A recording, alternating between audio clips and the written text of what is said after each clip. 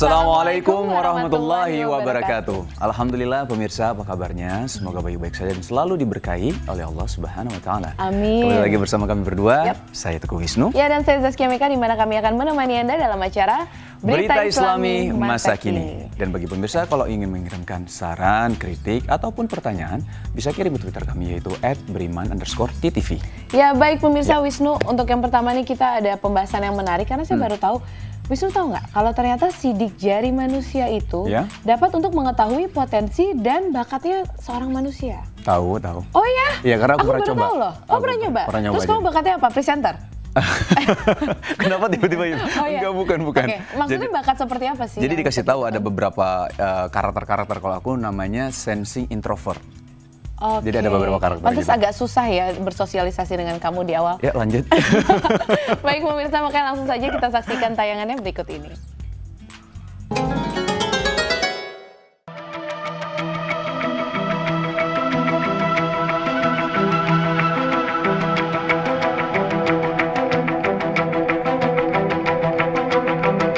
Bagaimana bisa dengan sidik jari dapat diketahui bakat dan potensi manusia? Setiap orang, termasuk mereka yang terlahir kembar identik, memiliki pola sidik jari yang khas dan berbeda satu sama lain. Dengan kata lain, tanda pengenal manusia tertera pada ujung jari mereka. Penekanan pada sidik jari memiliki makna sangat khusus. Ini dikarenakan sidik jari setiap orang adalah khas bagi dirinya sendiri. Setiap orang yang hidup atau pernah hidup di dunia ini memiliki serangkaian sidik jari yang unik dan berbeda dari orang lain. Itulah mengapa sidik jari dipakai sebagai kartu identitas yang sangat penting bagi pemiliknya dan digunakan untuk tujuan ini di seluruh penjuru dunia. Maha besar Allah telah menciptakan sidik jari bagi setiap manusia di penjuru dunia. Keunikan sidik jari ini baru ditemukan di akhir abad ke-19. Sebelumnya, orang hanya menganggap sidik jari sebagai lengkungan-lengkungan biasa tanpa makna khusus. Namun tahukah Anda, jauh sebelum adanya penelitian, dalam Al-Quran sesungguhnya Allah telah membahas tentang sidik jari. Allah Subhanahu wa Ta'ala berfirman yang artinya, apakah manusia mengira bahwa kami tidak akan mengumpulkan kembali tulang belulangnya? Ya, bahkan kami mampu menyusun kembali ujung jari-jarinya dengan sempurna. Quran Surah Al-Qiyamah ayat 3 hingga 4.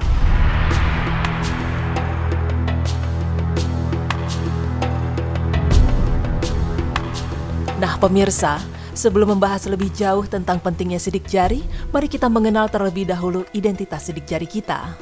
Sains Dermatologipics adalah ilmu yang mempelajari. Ilmu ini telah berkembang lebih dari ratusan tahun lamanya. Para ahli tertarik dengan sidik jari karena memiliki karakteristik yang khusus, yaitu pertama, pola sidik jari bersifat unik. Tidak ada seseorang yang memiliki pola sidik jari yang sama dengan orang lain. Perbandingan kemungkinan sama adalah 1:64 miliar. Kedua, sidik jari bersifat permanen seumur hidup dan tidak pernah berubah. Karena Allah Subhanahu wa Ta'ala sudah menciptakan pola sidik jari sejak kita lahir sampai meninggal tanpa mengalami perubahan seinci pun. Ketiga, struktur sidik jari mudah untuk diklasifikasikan dan diukur karena pola sidik jari dapat terlihat jelas dengan kasat mata melalui perkembangan teknologi.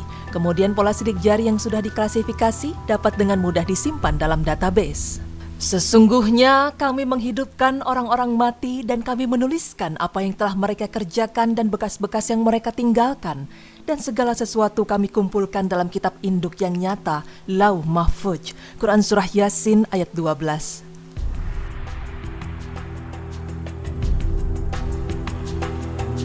Dalam perkembangan riset, penelitian yang dilakukan para ilmuwan Dermatologipics dipelajari seputar pembentukan pola sidik jari yang ternyata sudah muncul dalam janin usia kandungan 13 minggu sampai dengan 19 minggu.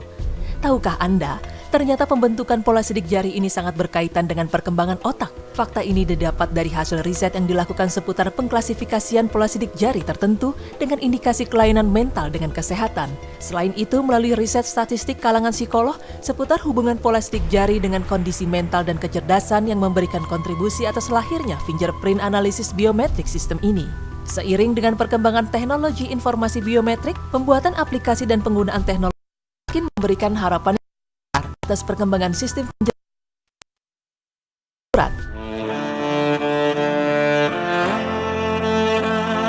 Yang lebih unik, sidik jari ternyata bisa untuk mengetahui bakat terpendam. Pemirsa, Kelebihan yang dimiliki seseorang pada suatu bidang atau biasanya disebut bakat memang tak mudah ditemukan. Menurut dokter yang Fakultas Psikologi salah satu universitas di Indonesia, untuk menjadi orang berbakat tak hanya sekedar mewarisi bakat secara herediter dari garis keturunan. Namun, untuk bakat tersebut muncul, juga diperlukan adanya dukungan dari lingkungan atau cara untuk mengasah bakat tersebut agar benar-benar keluar. Jika belum diketahui bakat apa yang terpendam dalam jiwa anak, bagaimana mengasah bakatnya agar menjadi kemampuan khusus?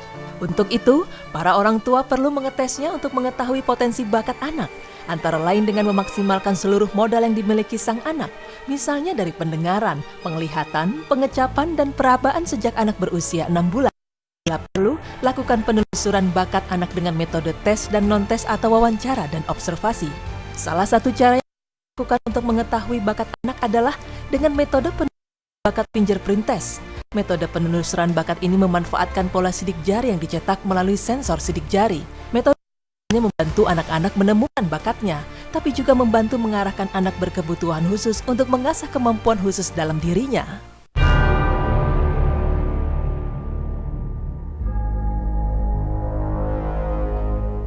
Lalu, bagaimana bisa sidik jari menggambarkan bakat terpendam seseorang? Bagaimanakah cara kerjanya? Berikut penjelasannya. Fingerprint test sebenarnya sudah mulai diteliti sejak beberapa ratus tahun lalu. Tahun 1823, John A. Perkins berdasarkan penelitian yang pernah dilakukannya merumuskan 3 pola utama, yaitu busur, pusaran, dan lengkung pada 9 pola dasar sidik jari.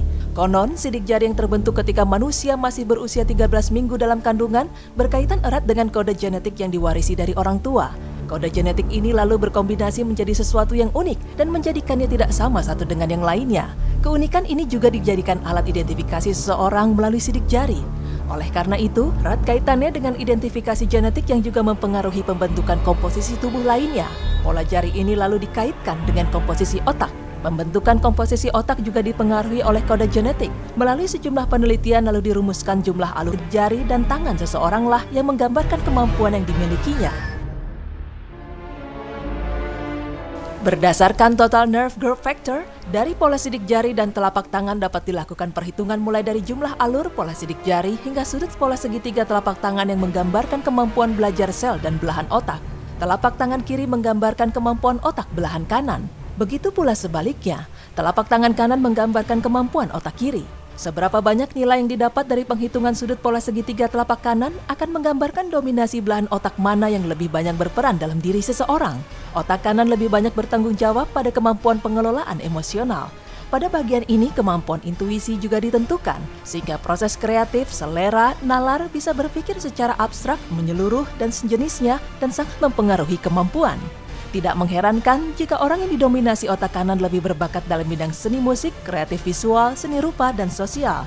Sedangkan orang yang didominasi oleh otak kiri lebih banyak mempengaruhi di bidang pengetahuan seperti kemampuan logika, olahraga, berbahasa asing, matematika, koordinasi tubuh, ingatan, hingga identifikasi terhadap warna, bahasa, dan pengamatan. Nah pemirsa, dengan ditemukannya dominasi otak kanan dan kiri ini, lalu dihitung potensi yang lebih menonjol berdasarkan sidik jari, sehingga ditemukan bakat yang lebih dominan dan analisa yang dibuat akan lebih spesifik pada bakat tertentu yang dimiliki. Demikian, tim Berita Islami masa kini memaparkan karunia Allah yang sungguh hebat, yaitu tentang keajaiban sidik jari yang bahkan Al-Quran sudah lebih dulu menyebutnya dibanding para pakar peneliti. Subhanallah, Maha Besar Allah telah membuat sidik jari manusia berbeda-beda, bahkan kita bisa mengetahui bakat seseorang dari sidik jari.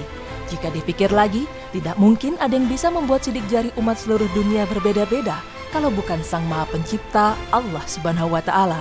Semoga informasi ini bermanfaat, terutama bagi Anda orang tua yang ingin mengasah bakat sang anak.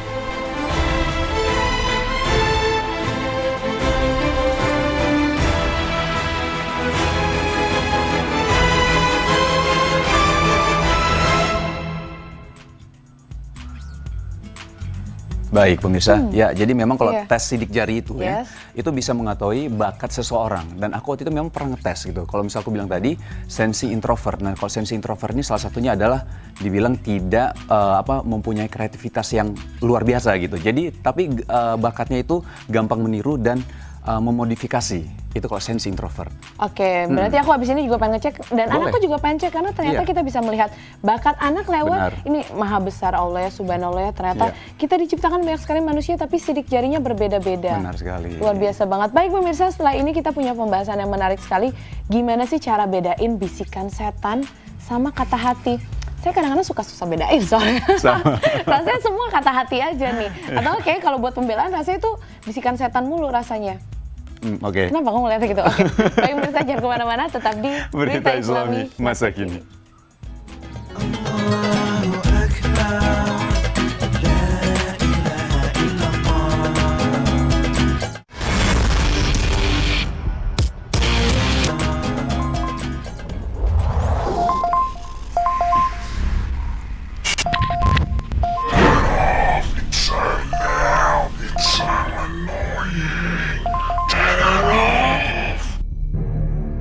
Beda kata hati dengan bisikan setan.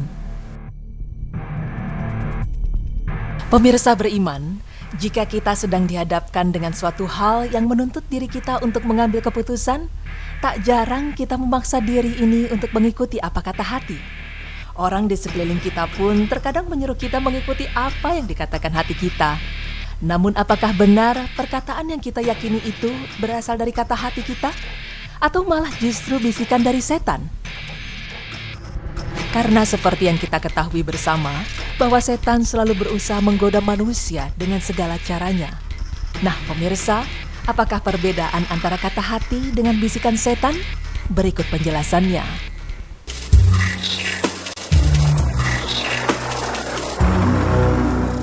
Perbedaan kata hati dengan bisikan setan diantaranya adalah jika kita merasa kita ingin melakukan suatu keburukan, maka berhati-hatilah, karena itu berarti bisikan setan dan bukan kata hati. Karena setan selalu mengajak manusia kepada keburukan. Allah Ta'ala berfirman yang artinya, sesungguhnya setan itu adalah musuhmu, maka jadikanlah dia sebagai musuh. Sesungguhnya dia hanya akan menyuruh golongannya untuk menjadi penghuni neraka yang menyala-nyala. Quran Surah Fatir ayat 6.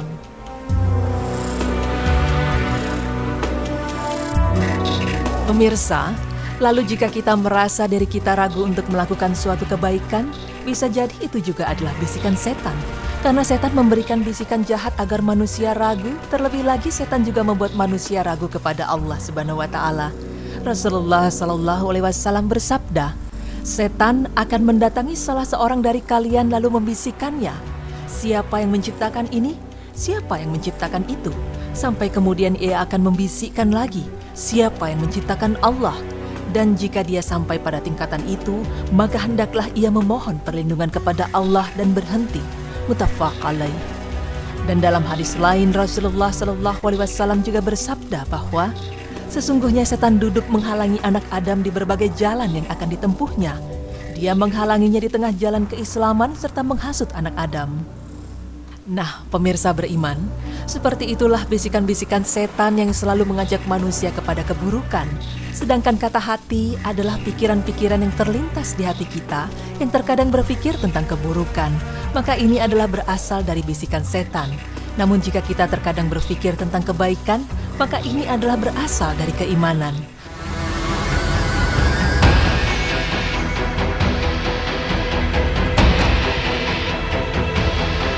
Lalu pemirsa, apa yang harus dilakukan jika terlintas di hati kita untuk mengingkari Allah Subhanahu wa Ta'ala atau kufur kepadanya? Karena hal tersebut sudah pasti adalah bisikan setan. Berikut penjelasannya. Seperti diceritakan dalam hadis dari Abu Hurairah radhiyallahu anhu, bahwa pernah datang beberapa orang menghadap Rasulullah lalu mereka mengatakan, kami menjumpai dalam diri kami terlintas pikiran yang sangat berat bagi kami untuk mengucapkannya. Beliau bertanya kepada mereka, benar kalian menjumpai perasaan itu? Itu bukti adanya iman. Hadis riwayat Muslim 132. An-Nawawi menjelaskan makna dari hadis ini adalah jika di antara kita merasa berat untuk mengucapkan sebuah pikiran yang terlintas di diri kita mengenai ketetapan Allah, hal ini merupakan bentuk adanya iman. Karena kita merasa berat mengucapkan kalimat tersebut, disertai perasaan sangat takut untuk mengucapkannya. Dan sikap semacam ini hanya ada pada orang yang imannya kokoh dan teruji, sehingga hilang darinya segala keraguan dan bimbang terhadap apa yang ditetapkan Allah Subhanahu wa Ta'ala. Dijelaskan dari Syarh Sahih Muslim 254.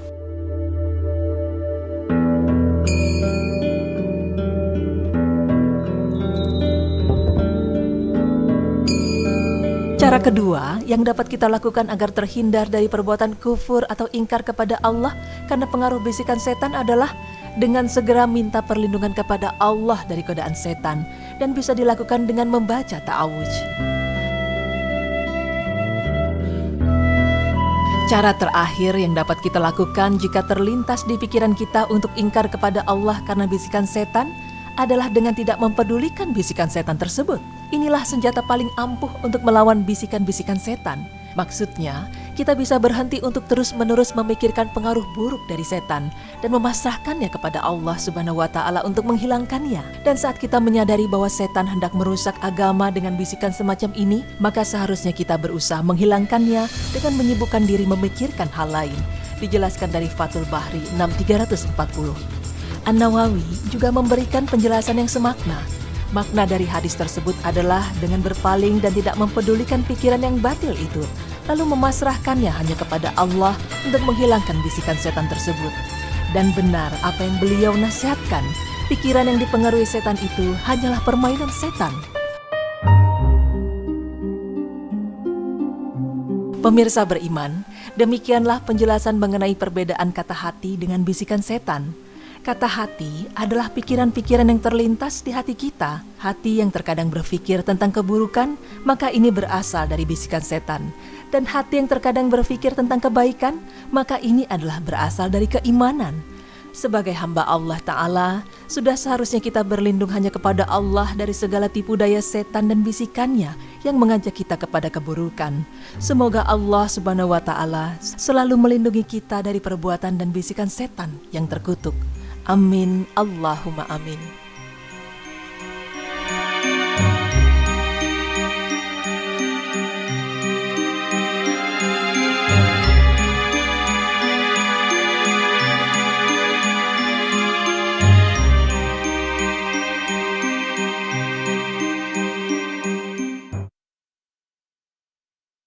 Bisikan jahat itu datangnya dari setan. Yeah. Nah, kalau misal bisikan jahat kan kita sudah tahu ya pastinya, kayak misalnya bisik dengan melakukan tindakan-tindakan pokoknya bikin yang kita tidak baik jadi gitu ya. males. Terus Benar sekali. kayak tadi yang dicontohin juga, aku juga pernah ngerasain itu pemikiran-pemikiran yang mestinya nggak harus difikirkan. Kayak tadi kita berpikir siapa yang menciptakan Allah gitu. Nah, Aduh itu serem banget, dan itu emang ternyata salah satu bentuk dari bisikan setan. Itu bisikan setan sudah tingkat tinggi mungkin, tapi Aduh, serem banget. ada yang lebih sedikit halus, kayak misalnya lebih rendah ya, seperti misalnya was-was.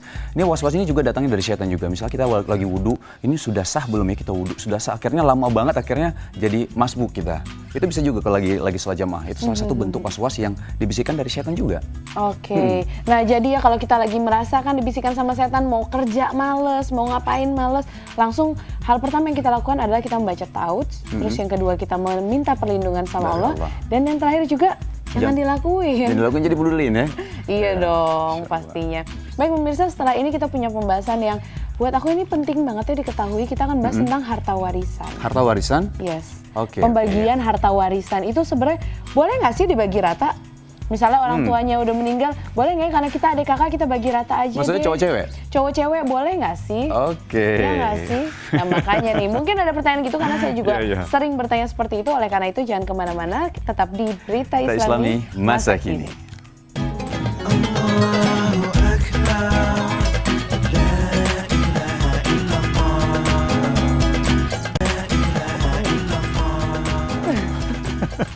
Oke, gimana tadi membagi harta waris secara merata? Adil. Secara adil makanya ya? kita langsung aja lihat tayangannya. Boleh nggak sih membagi harta waris itu secara adil? Langsung saja kita saksikan tayangan berikut ini. Nggak mungkin diem ngomong. Bolehkah harta warisan dibagi sama rata?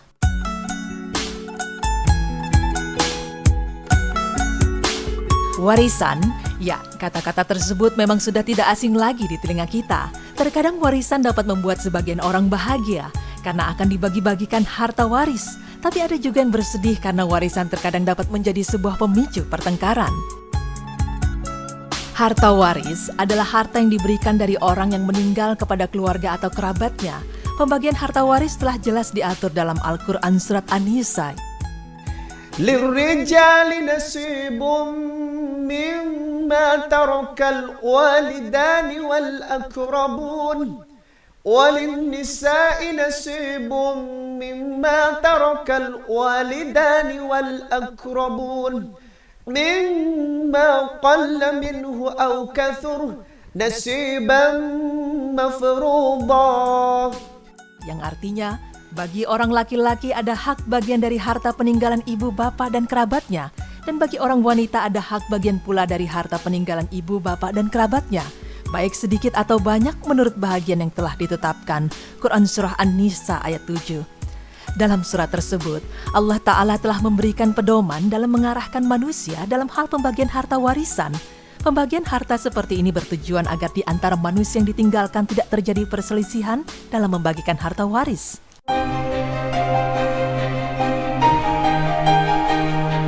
Tahukah Anda bahwa sebelum harta waris diberikan kepada ahli waris, ada 3 hal yang harus dikeluarkan lebih dahulu, yaitu peninggalan dari mayit seperti segala biaya yang berkaitan dengan proses pemakaman jenazah, wasiat dari orang yang meninggal, dan hutang piutang sang mayit. Ketika 3 hal tadi sudah terpenuhi, barulah pembagian harta waris diberikan kepada keluarga dan juga para kerabat yang berhak. Pemirsa, pembagian harta waris dalam Islam yang sudah ditentukan dalam Al-Quran, di mana ada pihak yang mendapatkan setengah, seperempat, seperdelapan, 2/3, sepertiga, dan 1/6. Berikut penjelasannya untuk Anda.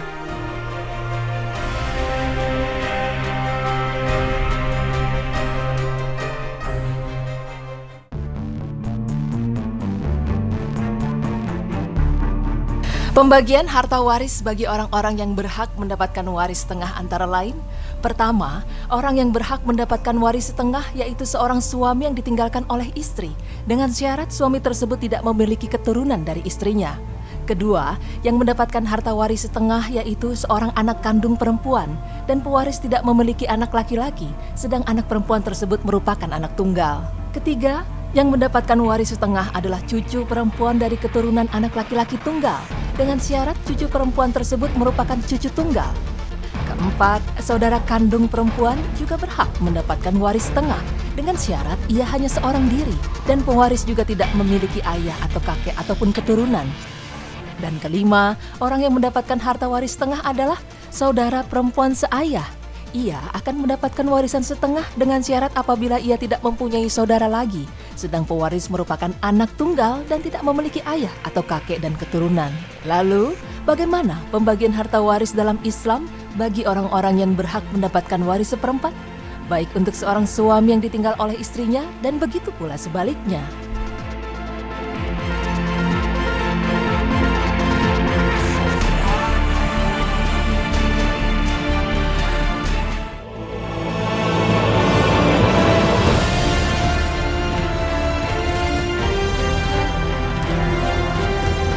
Kedua, seorang istri yang ditinggalkan dengan syarat suami tidak memiliki anak atau cucu, tidak peduli apakah anak tersebut merupakan anak kandung dari istri tersebut atau bukan. Selanjutnya adalah pembagian harta waris bagi orang-orang yang berhak mendapatkan waris 1/8. Orangnya yaitu istri yang ditinggalkan oleh suaminya yang telah memiliki anak atau cucu, baik anak tersebut berasal dari rahimnya atau tidak. Pembagian harta waris bagi yang berhak mendapatkan waris 2/3 yaitu: pertama, yang berhak mendapatkan harta waris 2/3 yaitu 2 orang anak kandung perempuan atau lebih yang tidak memiliki saudara laki-laki. Kedua, 2 orang cucu perempuan dari keturunan anak laki-laki memiliki hak mendapatkan harta waris 2/3, tapi akan diberikan warisan tersebut dengan syarat pewaris tidak memiliki anak kandung dan 2 cucu tersebut tidak mempunyai saudara laki-laki. Ketiga, 2 saudara kandung perempuan atau lebih memiliki hak waris 2/3 dengan syarat pewaris tidak memiliki anak laki-laki atau perempuan, pewaris juga tidak memiliki ayah atau kakek, dan 2 saudara perempuan tersebut tidak memiliki saudara laki-laki. Dan yang terakhir, orang yang berhak mendapatkan harta waris 2/3 yaitu 2 saudara perempuan seayah atau lebih. Hak waris tersebut akan diberikan dengan syarat pewaris tidak mempunyai anak, ayah atau kakek. Maksudnya ahli waris tidak memiliki saudara laki-laki seayah dan pewaris tidak memiliki saudara kandung. Pembagian harta waris yang kelima yaitu orang-orang yang berhak mendapatkan waris 1/3. Pertama, seorang ibu berhak mendapatkan harta waris sepertiga dengan syarat pewaris tidak mempunyai anak atau cucu laki-laki dari keturunan laki-laki.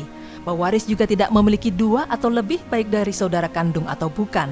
Kedua, saudara laki-laki dan saudara perempuan yang seibu, baik 2 orang atau lebih, mereka berhak memiliki harta waris sepertiga dengan syarat pewaris tidak memiliki anak, ayah, atau kakek dan jumlah saudara seibu tersebut 2 orang atau lebih. Pemirsa beriman, dari sekian pembagian yang telah dijelaskan, sekilas kita dapatkan bahwa anak laki-laki akan mendapati hak harta waris lebih besar karena kaum laki-laki berkewajiban menafkahi keluarga, sedangkan kaum wanita telah menjadi tanggungan dari suami. Dan kewajiban kita adalah membaginya sesuai dengan ketentuan syariat. Dan apabila warisan tersebut telah diberikan kepada pihak laki-laki, lalu mereka memberikan sebagian haknya kepada wanita, maka hukumnya diperbolehkan, karena hal itu termasuk hibah yang halal. Allah Subhanahu wa Ta'ala berfirman yang artinya, Allah mensyariatkan bagimu tentang pembagian pusaka untuk anak-anakmu, yaitu bahagian seorang anak lelaki sama dengan bahagian 2 orang anak perempuan. Dan jika anak itu semuanya perempuan lebih dari 2, mensyariatkan bagimu tentang pembagian pusaka untuk anak-anakmu, yaitu bahagian seorang anak lelaki sama dengan bahagian 2 orang anak perempuan. Dan jika anak itu semuanya perempuan lebih dari 2, maka bagi mereka 2/3 dari harta yang ditinggalkan. Jika anak perempuan itu seorang saja, maka ia memperoleh separuh harta. Dan untuk 2 orang ibu bapa bagi masing-masingnya 1/6 dari harta yang ditinggalkan. Jika yang meninggal itu mempunyai anak, jika orang yang meninggal tidak mempunyai anak dan ia diwarisi oleh ibu bapanya saja, maka ibunya mendapat 1/3. Jika yang meninggal itu mempunyai beberapa saudara, maka ibunya mendapat 1/6. Pembagian-pembagian tersebut di atas sesudah dipenuhi wasiat yang ia buat atau dan sesudah dibayar hutangnya. Tentang orang tuamu dan anak-anakmu, kamu tidak mengetahui siapa di antara mereka yang lebih dekat banyak manfaatnya bagimu. Ini adalah ketetapan dari Allah. Sesungguhnya Allah Maha mengetahui, lagi Maha bijaksana. Quran Surah An-Nisa ayat 11. Nah, pemirsa beriman, demikianlah penjelasan tentang pembagian harta warisan. Jadi, ternyata harta warisan itu memang tidak boleh dibagi rata, karena memang harus sesuai dengan pembagian yang telah ada syariatnya. Namun, harta warisan boleh dibagi secara rata kalau masing-masing ahli waris telah dibagikan sesuai haknya. Karena itu termasuk hibah yang halal. Tapi jika seseorang tersebut sudah mengetahui pembagian harta waris sesuai dengan syariat, namun tidak menjalankannya, maka hukumannya adalah mereka kekal di neraka. A'udzu billahi minasy syaithanir rajim. Bismillahirrahmanirrahim. Wa man ya'si Allah wa rasulahu wa yata'adda hududahu yudkhilhu naran khalidan fiha wa lahu 'adzabun muhin. Dan barang siapa yang mendurhakai Allah dan Rasul-Nya dan melanggar batas-batas hukumnya, niscaya Allah memasukkannya ke dalam api neraka. Dia kekal di dalamnya dan dia akan mendapatkan azab yang menghinakan. Quran Surah An-Nisa ayat 14.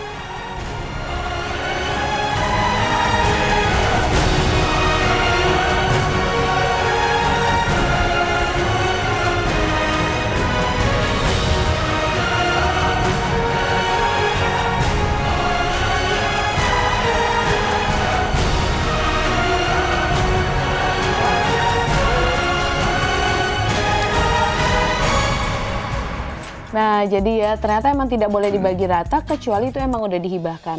Dan pemirsa satu lagi ya tadi, kalau mau membagikan harta warisan itu harus dilihat 3 hal dulu. Yang pertama, biaya pemakaman dan lain-lain yang ditinggalkan jenazah. Kedua, hutang piutang.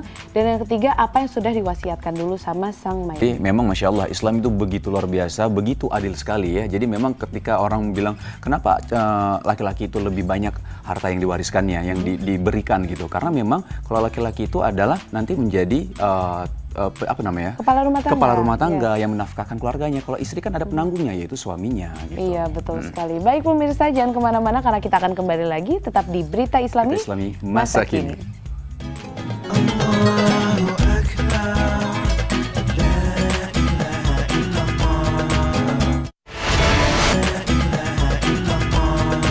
Ya baik pemirsa, alhamdulillah ya. Banyak banget yang udah belajar dari ini. Dari sidik jari, ternyata kamu seorang Miss Introvert. sensing introvert. Terus kita juga tadi belajar tentang harta warisan, ternyata itu tidak boleh dibagi adil ya pemirsa ya, karena udah ada hitungannya dalam Bukan Islam. tidak boleh dibagi adil. Tidak boleh dibagi rata. Tidak boleh dibagi rata ya. astagfirullahaladzim. Adil, Islam itu adil, tapi tidak boleh dibagi rata. Itu makanya jadi menjadi adil. Selain itu juga kita, kalau misalnya harta warisan memang itu panjang sekali penjelasannya. Memang harus catat, memang harus ada kajian khusus ya. Kalau misal tentang harta warisan. Ya betul sekali. Baik pemirsa, alhamdulillah semoga semuanya bermanfaat yang kita berikan hari ini. Oleh karena itu jangan lupa saksikan terus Berita Islami masa kini hanya di Trans TV milik kita bersama. Wassalamualaikum warahmatullahi wabarakatuh.